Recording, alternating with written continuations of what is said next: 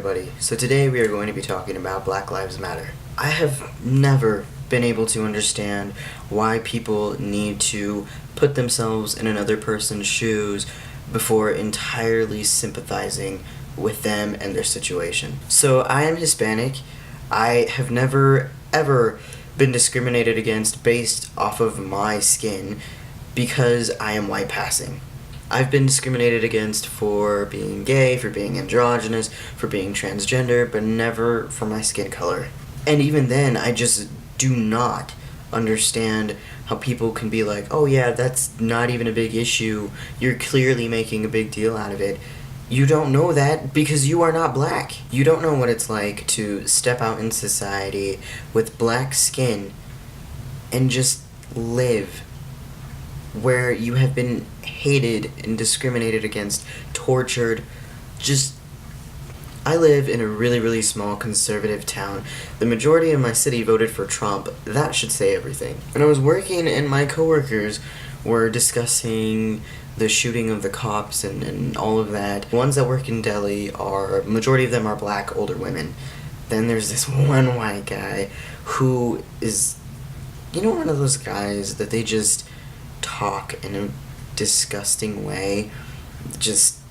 When they talk to you, they are looking down on you. They puff out their chest and they deepen their voice and they're just like trying to intimidate you. That's how he was talking to them, and she's explaining everything, and he's like, no, who would you vote for, Trump or Hillary? I mean, come on, Trump. And she's like, I consider anyone who votes for Trump or who's going to vote for Trump a racist. That is how I see it, blah, blah, blah. Just breaking everything down for this dude, and he is just getting bigger and bigger up here and just talking down to her, breaking things down as if she were stupid. Even whenever the talk got into Black Lives Matter, I was furious. If you are white, you cannot say what is or is not true about people who are black and who have lived. They are black, okay? They live that life. They know. You are white. You do not know. This actually reminds me of a time where I was in class and we had to do a discussion board on whether or not there are enough handicap signs or entrances, things like paved sidewalks that are smooth, stuff like that for handicapped people. I said I cannot speak on that topic because I am not handicapped. I wouldn't know if there is or if there isn't enough. And we had to read this article where this guy was basically talking about how there isn't, and he's handicapped and it's hard for him to get around. He can hardly go anywhere. There are only a few select places he can go because he doesn't have aid. It's just him. And this one guy in the discussion board was just talking about how, oh yeah, there's enough. I see them everywhere. I see them all the time. Yeah, clearly there's enough. This guy's just blowing it out of proportion. And I was just, how can you say that? You are not handicapped, my friend. Yeah, I don't get it. I 100% support the Black Lives Matter movement. I am not a voice for Black Lives Matter at all, but I will 100% stand beside you in that movement.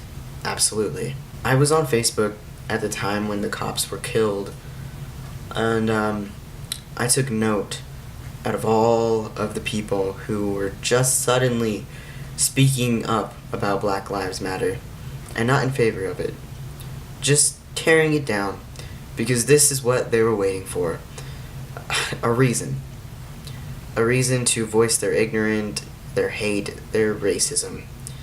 And they're preaching all lives matter.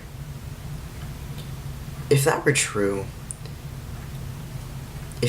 if you really believed that all lives matter, you would have spoken up when those boys were being murdered left and right, and are still being murdered. The boys, the women, black people.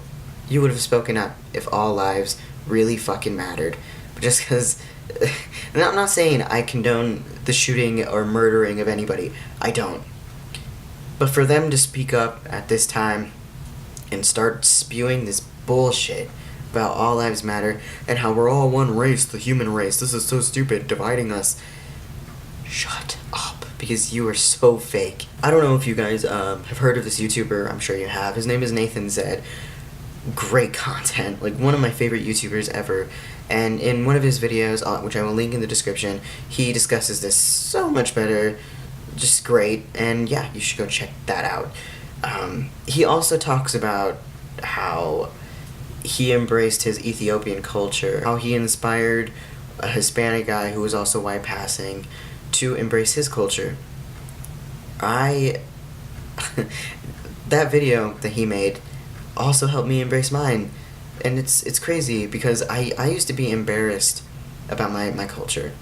And I used to hate the food before even really, I hated it because I grew up with it, and I was embarrassed about it because I wanted light skin, really, really light skin, and blue eyes, and all this stuff, and it's sad.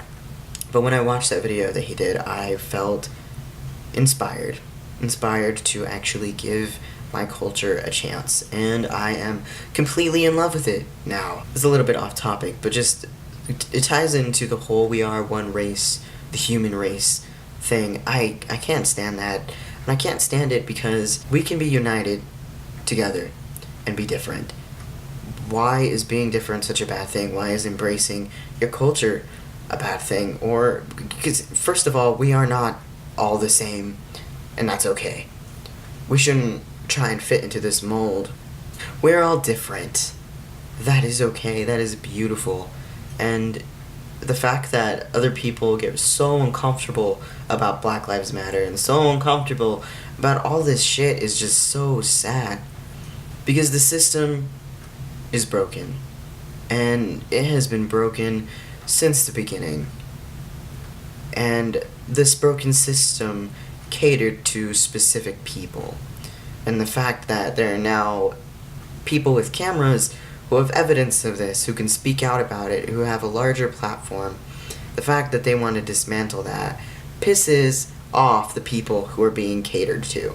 It's sick, it's sad, it's disturbing, heartbreaking, and I want to make it clear that I support Black Lives Matter.